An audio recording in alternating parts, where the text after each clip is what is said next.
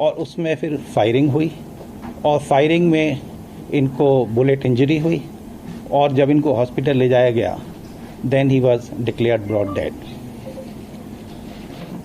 तो ये जो इंसिडेंट है ये एक इंटर गैंग राइवलरी का केस लगता है, क्योंकि इनके जो एक मैनेजर हैं शगनप्रीत, इनका नाम आया था जो विक्की मिड्डू खेड़ा वाले मर्डर केस में। वो अभी विदेश में ऑस्ट्रेलिया में निकल गए हैं। तो उसका रिएक्शन में जो लॉरेंस विश्नोई और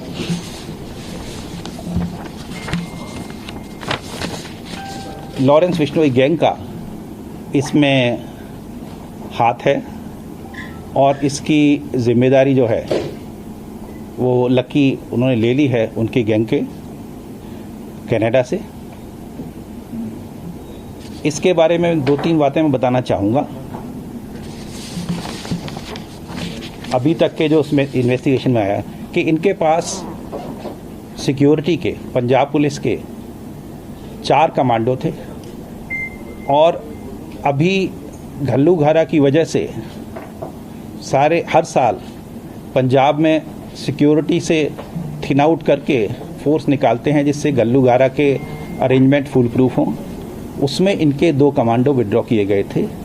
2 कमांडो इनके पास थे, लेकिन जब ये गए तो दोनों कमांडो को साथ नहीं लेके गए थे, घर पर छोड़ के गए थे और रादर ये कह गए थे कि अब आपको आने की ज़रूरत नहीं है।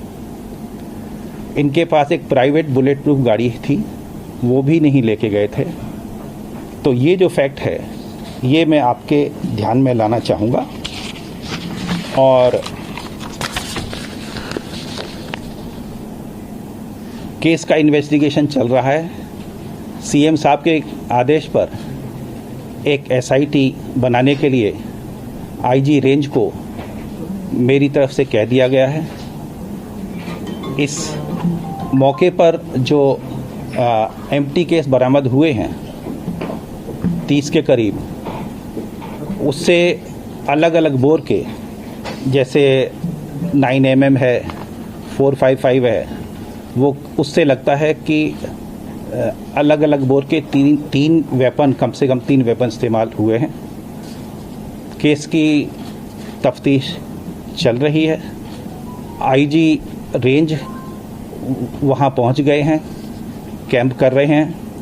एसएसपी मानसा के अलावा एसएसपी बठिंडा भी पहुँच गए हैं। ऑपरेशंस पूरे इलाके में चल रहे हैं और पंजाब पुलिस की तरफ से एडीजी लॉ एंड ऑर्डर जितनी फोर्स एडिशनल मोबिलाइज होनी है वो कर चुके हैं और हमारी पूरी कोशिश है कि इस केस को हम जल्दी से जल्दी सॉल्व करें। धन्यवाद।